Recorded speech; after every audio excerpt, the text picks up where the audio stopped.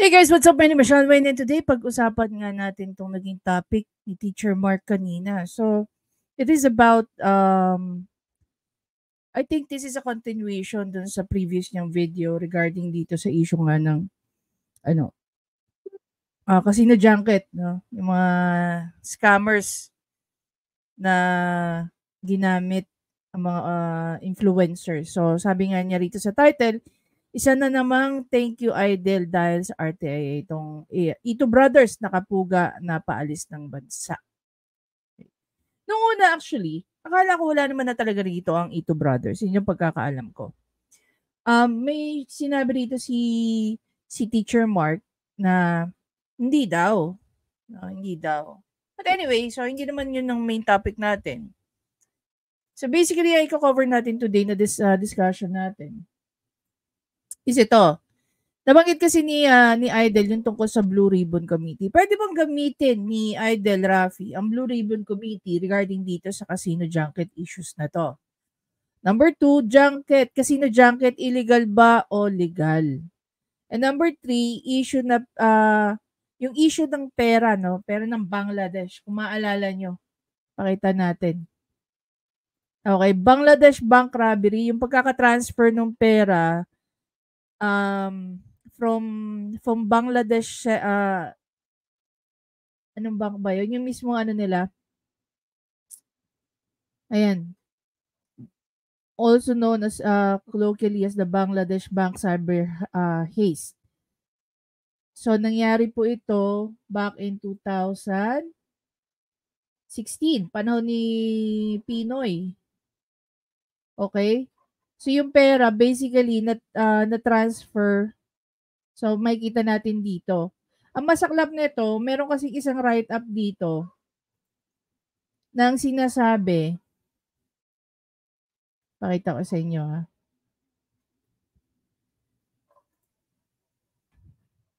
Ayan.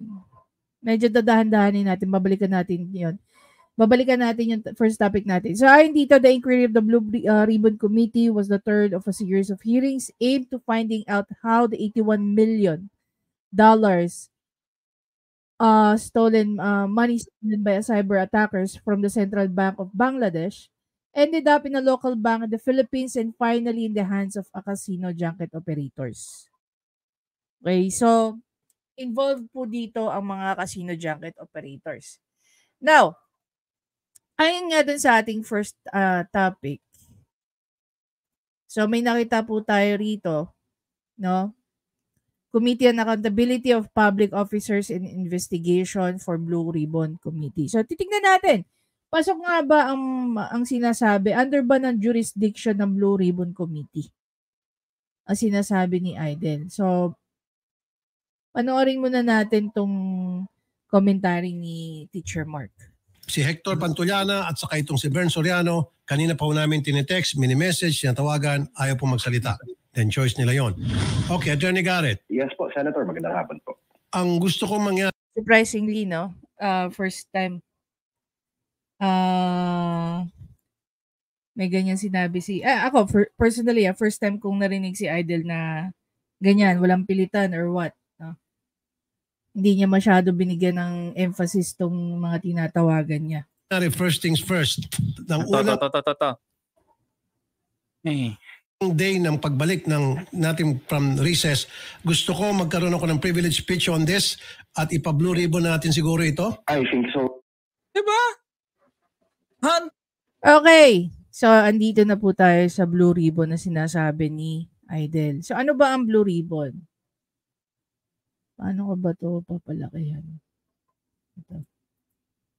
So, titignan muna natin guys kung ano nga ba ang jurisdiction, of course, ng Blue Ribbon. So, ayon dito, the committee, okay, under Article 1 jurisdiction, the committee in aid of legislation shall have jurisdiction over all legislative matters relating to, including investigation of malfeasance of misfeasance and nonfeasance in office by others, in office by officers and employees of the government.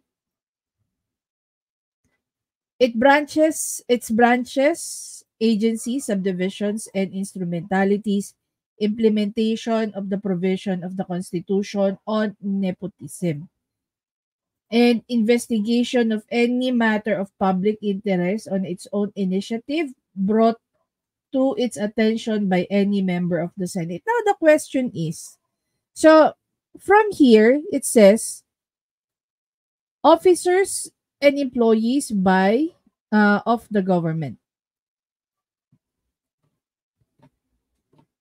So, yung mga casino junket ba is by any chance member or employees ng government?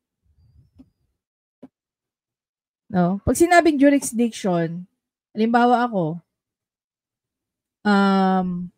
ito yung bahay ko.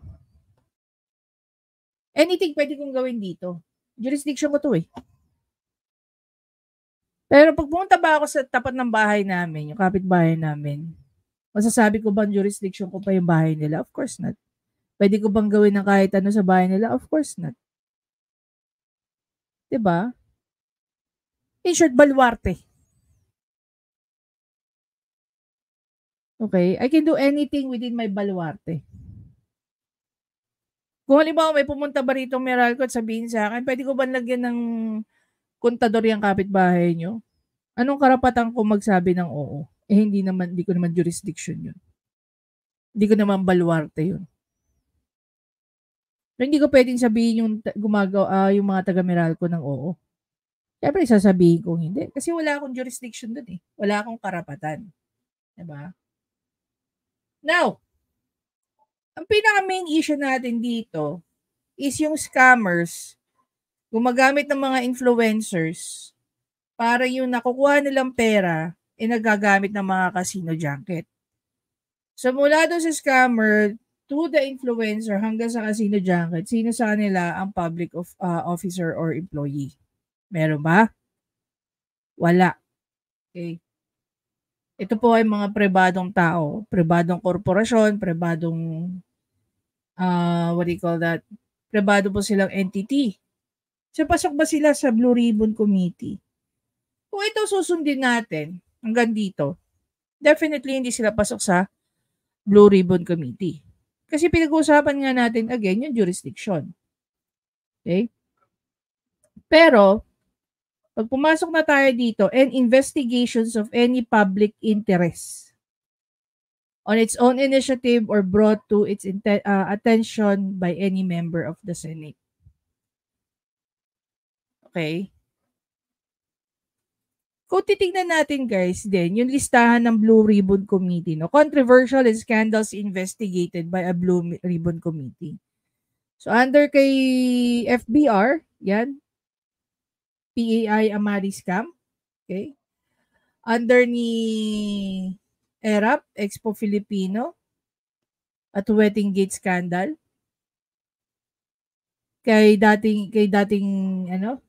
PGMA, Piatco Naiya Terminal Scam, Makabagal Boulevard Scam, Fertilizer Fund Scam, grabe ang dami. Hello Garci, okay? NBN, ZTE, no? Balita ko, ito yung naging dito. Eurogenesis Scandal, under kay Pinoy. Armed Forces, Corruption Scandal, Priority Development Fund, Jejomar Binay Scandal, or Alleged Corruption. Ito yung Bangladesh Bank Robbery. Okay, so kung mapapansin nyo, ito yung sa kapatid ni Idol. DOT and PTV, Tourism Administration, Advertising Controversy. Dito na involve yung mga Tulfo brothers, no? Kung mapapansin nyo, very much into tungkol to sa gobyerno. Okay? Bakit meron ditong Bangladesh Bank Robbery? Kasi paano nakalusot to? Sa iba't ibang ahensya ng gobyerno na nakapag-transfer ng 81 million papunta sa Pilipinas. Mamaya sisilipin din natin yan. 'Di ba? Paano rin nakalusot sa regulation ng AMLA yan? So, balik tayo. Ito bang scandal na to, itong scam na to, papasok sa jurisdiction ng Blue Ribbon Committee? Pwede. Kasi matter of public interest na siya. Ang dami nang naloloko. Pati nga AMLA, kino-call out na niya ni Idol, di ba? Dahil may mga pera di umano from the Philippines na ilalabas papunta sa ibang bansa. Ang tanong, paano na ilalabas yan? Through bank transfer ba yan? Nadadala ba yan sa, what do you call that? Sa maleta? In cold cash? So, hindi natin alam, no? Hindi malinaw kung paano nila na ilalabas ng bansa yan. Okay? Now, pag-usapan muna natin guys ang casino junket. Marami sa atin ang hindi alam kung ano nga ba ang casino junket.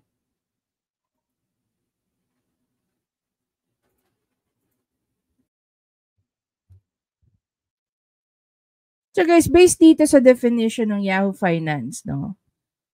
As an example, Macau's junket operators work with the casino, okay? Work with the casinos to usher in critical VIP gamers. Junket operators reach out to wealthy gamblers directly and lure them to Macau by offering luxury travel and accommodations, promotions, and other personalized services. In essence, junkets are responsible for a large portion of casinos' VIP revenue.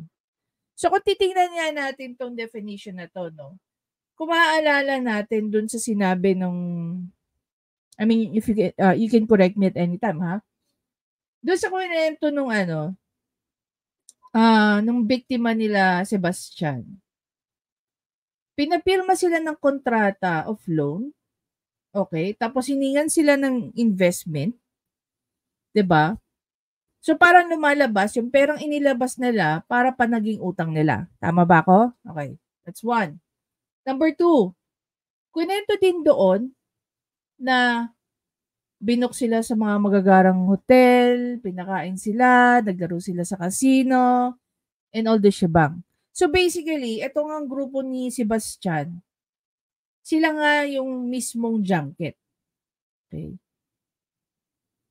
So parang lumalabas, yung pera na ininvest mo, ginamit mo, o pinagamit sa'yo, okay, tapos naging utang mo siya eventually.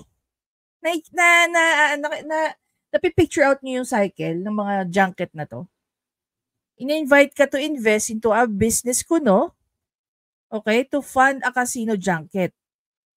So ito yung sila Sebastian. Now, yung nilabas mong pera para ibigay sa kanila, pinapirma kanila ng document, agreement, as a contract of loan. So yung ininvest mo, lumalabas patuloy na inutang mo. Yung pera na nilabas mo, yun ang pinapagamit sa'yo para dito sa offering luxury travel, accommodation promotion, and other personalized services. In essence, junkets are responsible for a large portion of casinos' VIP revenue. So tama nga ba na ipatawag ni Raffy Tulfo ang mga casino owners? Pwede. Pero ang tanong, ano ang accountability ng isang casino sa mga junket na wala naman direct, no? Or walang employee relationship sa kanila, employee-employee relationship sa kanila. 'Di ba? So in a nutshell, ang junket, parang lumalabas sila maliban sa mga manloloko, mga devil's advocate. Ilulure ka nila into something na lalo na ngayon, palalabasin nila na yung perang ginamit mo, invest nila sa ibang tao. When in fact, ininvest nila yon sa'yo. Sa'yo na akala mo, binigyan ka lang ng VIP treatment. Ang hindi mo alam, yung perang nilabas mo, yun na yun. Yun na yung naging utang mo eventually. Junket also bankrolled their VIP clients by serving as bank-like entities, lending money to players, collecting debts. They are not owned by the casinos, but rather they are paid. They are paid a commission for their service. So again, walang connection itong mga junket na to sa mga casino. Pero aware ang casino na nag-i-exist sila. Kasi kung hindi aware ang mga casino, bakit sila nagbibigay ng commission for the service? 'Di ba? Sa Macau nga daw, no, junket play a crucial role in Macau gambling market. At one time, 80% of Macau's gaming revenue came from just 5% of its VIP gamblers. Imagine niyo. Ganyan sila kalala. Junket have been at the heart of China's crackdown on money laundering that began back in early 2014. Now, kung babalikan natin tong topic natin, based dito sa second question or sa second bullet natin, casino junket, legal ba o illegal? So obviously, based dito sa lumalabas kay Yahoo Finance, illegal siya. Kasi mismo China, hinahabol na sila. 'Di ba? Junket had gotten a bad reputation among gaming community over the years for their questionable methods. Some junkets also provide a means to outsource the collection of debts, relying on extra legal mechanism ranging from suasion to violence to the worst case. Okay.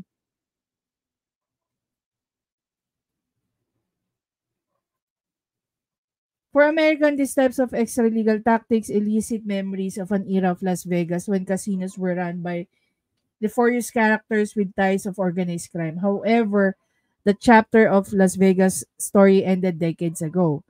News report the Chinese government is flagging and freezing suspicious bank accounts have junket investors pulling their backing, with junkets facing what could be a liquidity crisis. It's understandable that casino investors are concerned about the potential VIP revenue fallout if junket system collapse. So coming from this, no, from this last paragraph nitong article na to. So basically, napakalaki ng contribution ng mga junket, no, casino junket sa mga casino owners. Kasi ito na mismo yung parang lumalabas na lifeblood nila. Kung i-analyze lang natin alone, itong nakasulat dito. Okay, this is just Casino 101. What is a junket? And because of that, umabot na sila doon sa paraan ng pagnanakaw. Cyber attacks. Then mapupunta lang sa isang casino junket. So ito si casino junket, popondohan niya ang sarili niya para mag-lure siya ng ibang tao na addict din sa pagsusugal. And then on the top of that, bibigyan siya ng napakaganda niyang baka dumating pa nga sa point na para lang makolekta yung utang ni player, no, o ni gambler, gaya nga ng sinabi nitong article ng Yahoo Finance, umaabot talaga to the extreme na merong napapasama. Talagang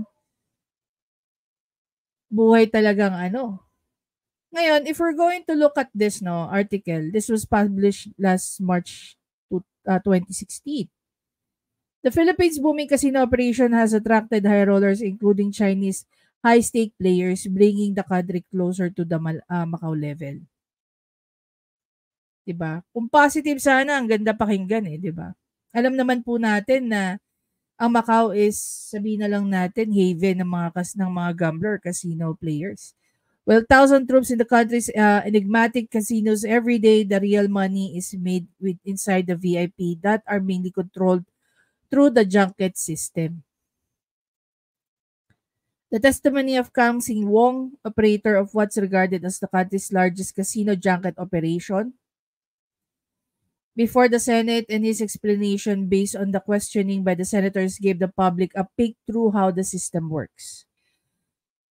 So dito pa lang, nagkaroon na pala ng Senate hearing regarding sa casino junket. Now the question is, paano na-resolve ng Senate ito back in 2016? The inquiry of the Blue Ribbon Committee was the third of a series of hearings aimed to finding out how the 81 million money stolen by cyber attackers from the Central Bank of Bangladesh end up in a local bank in the Philippines and finally in the hands of casino junket operators. Ngayon, balik tayo sa ating first question. Blue Ribbon Committee. Since meron na tayong 2016 issue, bakit hindi balikan ni Raffy Tulfo yung ginawa ng committee? 'Di ba? Siguro naman by now alam niya na 'to. Before the Senate and his explanation based on the questioning, okay, how the system works. The inquiry of the Blue Ribbon Committee was the third of the series of hearings aimed at finding how the 81 million stolen by cyber attackers from the Central Bank of Bangladesh, and then ended up to a casino junket operators. Ayan, almost all, if not all players referred by Wong in his testimony were Chinese who have found a new gambling haven in the Philippines after Macau. So dito na sila maghahasik ng kademonyohan nila. 2016 pa to guys, sana tayo 2023 na to. So basically, alam ng mga taga-Senado na since 2016, may mga ganito nang nangyayari. Pero bakit na-cultivate ang culture na to? 'Di ba? Bakit lumalaki ang industry ng casino junket? Casino are illegal in China, and the only place in China where it is legal is in Macau.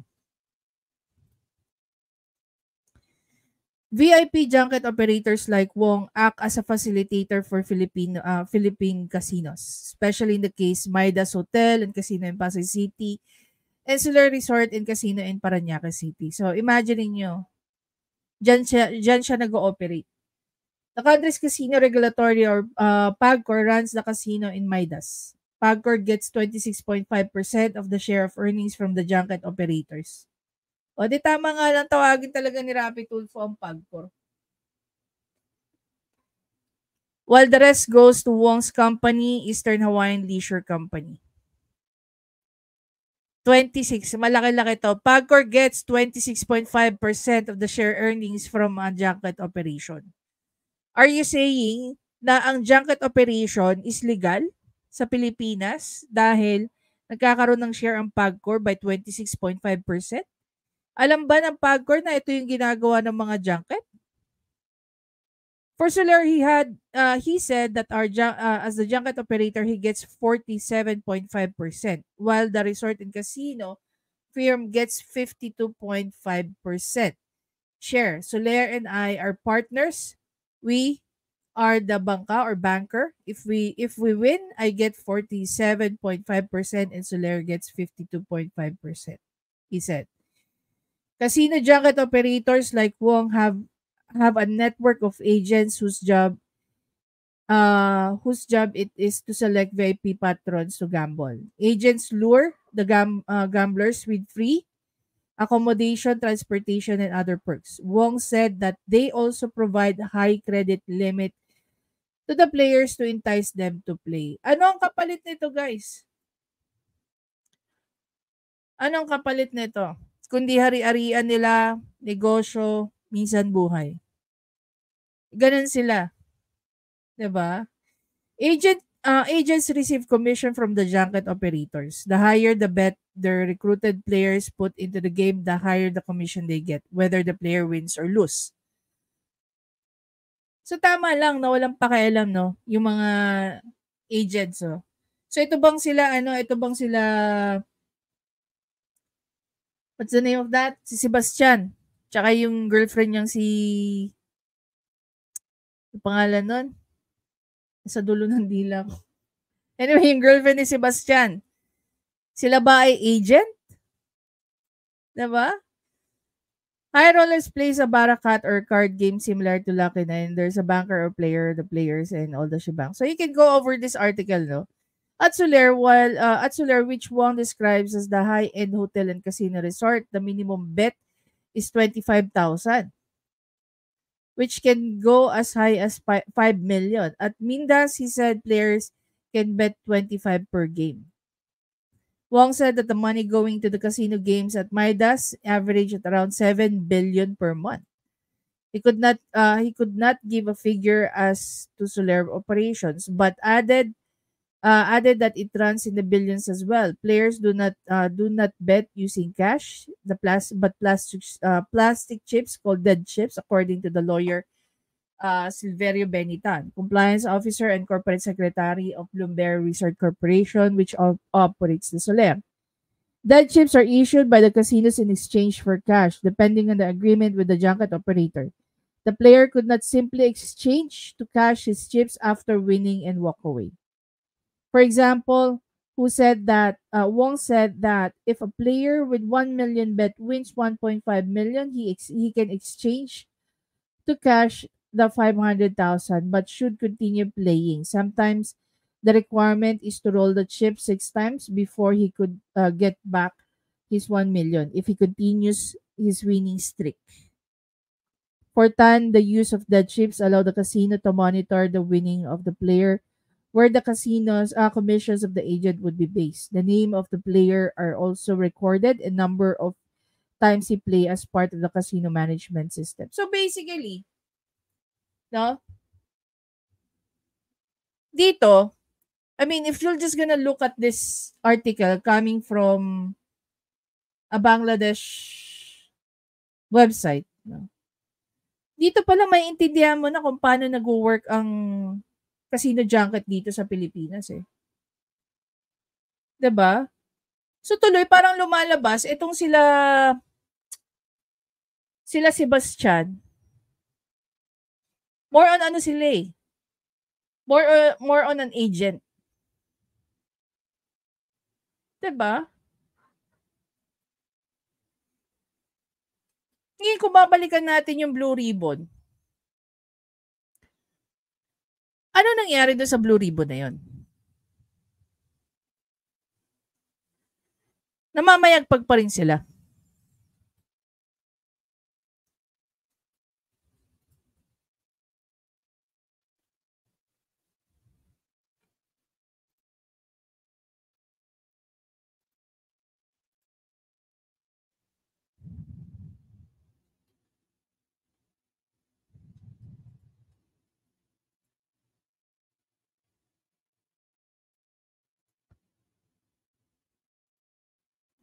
Yan guys, medyo nagkakaroon tayo ng problema sa internet. Anyway, ayun lang.